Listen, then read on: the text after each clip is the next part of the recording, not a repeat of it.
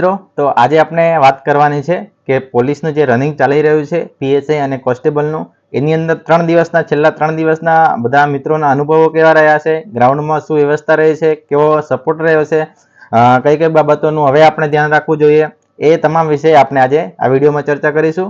અને 3 દિવસનું જે એનાલિસિસ છે એ આપણે સમજીશું કે 3 દિવસમાં કેટલા મિત્રોને બોલાવ્યા, કેટલા ટકા પાસ થયા છે, કયા ગ્રાઉન્ડમાં કેવું પરફોર્મન્સ રહ્યું છે, એના વિશે પણ આપણે આજે વાત કરીશું. તો સૌથી પહેલા આપણે અહીંયા જોઈએ તો પ્રથમ દિવસની આપણે વાત કરીએ તો જ્યારે પ્રથમ દિવસ ગ્રાઉન્ડ હતું એની અંદર 10,500 મિત્રોને બોલાવવામાં આવ્યા હતા અને એમાંથી 6,340 મિત્રો હાજર રહ્યા હતા અને કેટલા પાસ થયા હતા? 2,576 મિત્રો ખાલી પાસ થયા હતા. એટલે જે લોકોને બોલાવવામાં આવે છે એનાથી અડધા જેવા ઉમેદવારો જ ગ્રાઉન્ડની અંદર હાજર રહે છે અને જે હાજર રહે છે એનાથી અડધાથી પણ ઓછા મિત્રો પાસ થાય છે.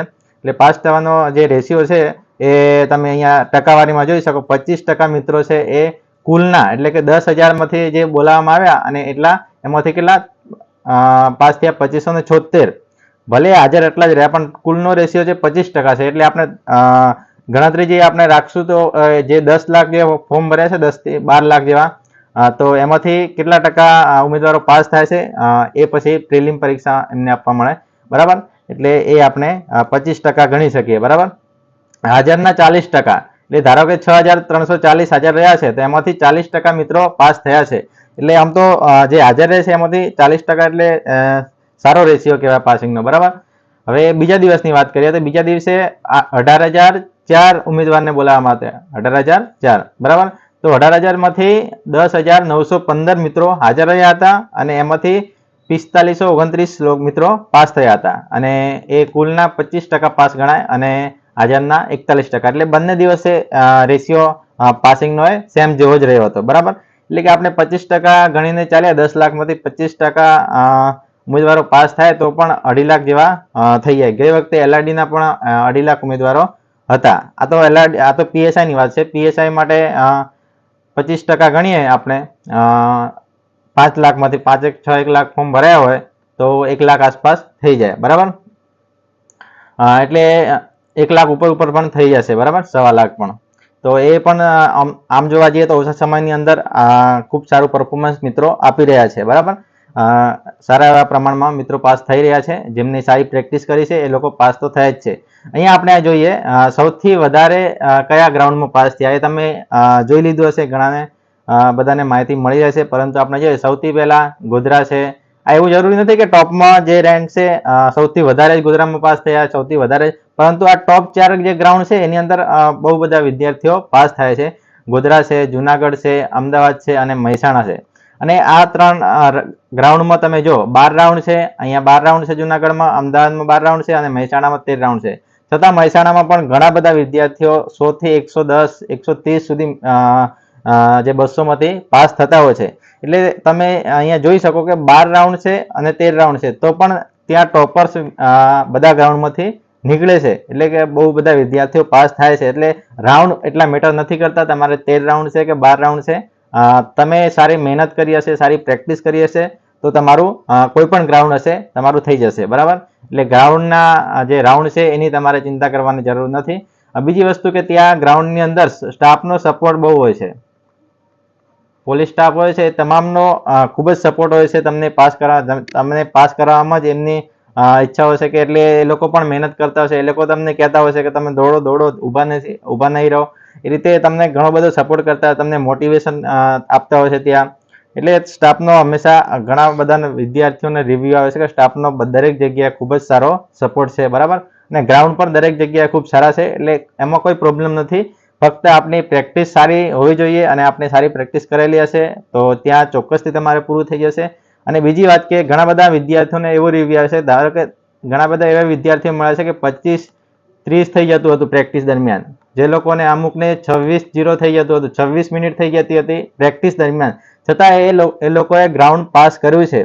એટલે એવું નથી કે તમારે અહીંયા 25ની અંદર પૂરું નહીં થતું હોય તો તમે ત્યાં નહીં કરી શકો. તમારે 26 મિનિટ આવતી હોય તો પણ તમે ત્યાં મજબૂત મનોબળ રાખશો, તમારું પૂરેપૂરું 100% તમારું બેસ્ટ આપશો તો તમે ચોક્કસથી પાસ થઈ જાય. 1 થી 2 મિનિટ, 1 થી 1.5 મિનિટ પણ ઘટી શકે છે, બરાબર? 1 મિનિટ તો ઘણા બધા એવા મિત્રો મળે છે કે 1 મિનિટ એમને ઘટી ગઈ છે, બરાબર? અને 30 સેકન્ડ તો આરામથી ઘટી જાય છે બધાને. મોટા ભાગે 25-30 સેકન્ડનો જે અહીંયા ટાઈમ તમારે આવતો હશે તો તમારે તો આરામથી થઈ જ જશે. બસ તમારે પૂરેપૂરો રાઉન્ડ એ સરખી રીતે દોડવાના છે, બરાબર. અને ખાસ કરીને બહેનોની વાત કરીએ તો બહેનો ગાંધીનગરની અંદર બહેનોનું ખૂબ સારું પરિણામ આવી રહ્યું છે. ખૂબ સારા 100 થી ઉપર દરેક રાઉન્ડમાં, ખાસ કરીને ઘણા બધા રાઉન્ડમાં 100 થી ઉપર બહેનો પાસ થઈ રહ્યા છે. અને બહેનો તો એમનો પણ એક્સપિરિયન્સ આપણે જાણ્યો છે સોશિયલ મીડિયાથી, ઘણી જગ્યાથી, બહેનો પાસેથી પણ. તો એ લોકો અહીંયા બહુ ઓછા સમય સુધી પ્રેક્ટિસ કરી હોય અને અહીંયા એમની 9 મિનિટ 9.5 મિનિટ પણ પૂરું નહીં થતું હોય છતાં પણ એ લોકો ત્યાં 9.5 મિનિટની અંદર પૂરું કરે છે અને ગ્રાઉન્ડ પાસ કરે છે. અને એક બેનને તો 11 મિનિટ અહીંયા પ્રેક્ટિસ દરમિયાન આવતી હતી. 11 મિનિટ, 9.5 ને 11 એટલે કે 1.5 મિનિટનો ફરક છતાં અહીંયા ત્યાં એ લોકો ફાઇનલના દિવસે એમને ગ્રાઉન્ડ પાસ કર્યું છે. એટલે ઓલ ઓવર આપણે જોવા જઈએ તો એવું નથી કે તમે ત્યાં જાઓ અને તમારું અહીંયા નહીં થતું હોય તો ના થાય. તમારે પોઝિટિવ રહેવાનું છે, હંમેશા પોઝિટિવ વિચારો રાખવાના છે અને પાસ થઈશ એવું જ મનમાં રાખવાનું છે, બરાબર. તમારે નેગેટિવ રહેવાનું નથી. અને બને ત્યાં સુધી તમે ગ્રાઉન્ડમાં જાઓ પહેલાંથી મૂકી નહીં દો. તમે 27 મિનિટ તમારું આવે છે તો તમને એમ લાગે છે કે એટલું બધું નહીં ઘટે, હવે આપણે જવું જ નથી, એવું નથી રાખવાનું. 27-28 સુધી આવતું હોય તો તમારે ટેન્શન લેવાની જરૂર નથી. તમે ગ્રાઉન્ડની અંદર જાઓ અને તમારું બેસ્ટ પરફોર્મન્સ આપો, પછી પરિણામ ઉપરવાળા ઉપર છોડી દો. તમારે વધારે ચિંતા કરવાની જરૂર નથી. જે પરિણામ મળશે તમારા લાયક હશે એ 100% તમને પરિણામ મળશે. અને બીજી વાત કે ગ્રાઉન્ડમાં બે દુઃખદ ઘટના પણ બની છે, તો આપણે એમને દુઃખ વ્યક્ત કરીએ છીએ કે એ મિત્રોનું ડેથ થયું છે. એમને કોઈ બી કારણ હોઈ શકે, એ માત્ર ફક્ત દોડવાના કારણથી જ એમનું ડેથ થયું હોય એવું આપણે હજી કહી ના શકીએ.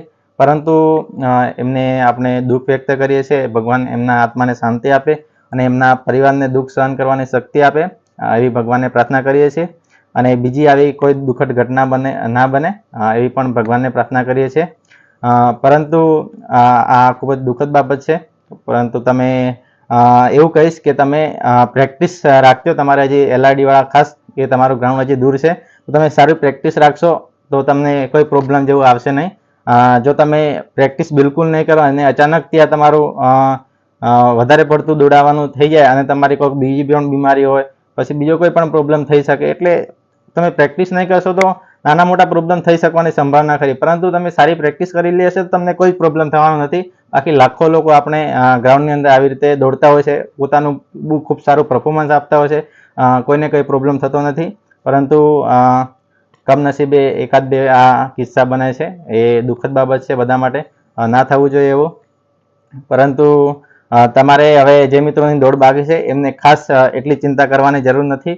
તમે હંમેશા પોઝિટિવ રહો, તમારે પોતાનું બેસ્ટ આપો. તમે સારી રીતે પ્રેક્ટિસ કરેલી હશે તો તમારે બિલકુલ નેગેટિવ વિચાર કરવાનો જરૂર નથી. તમે ત્યાં તમારું બેસ્ટ આપજો અને પરિણામ ઉપરવાળા ઉપર છોડી દેજો. 100% સારું પરિણામ મળશે. તો થેન્ક યુ. તમને વિડીયો ગમ્યો હોય તો તમારા મિત્રો સુધી જરૂરથી શેર કરજો.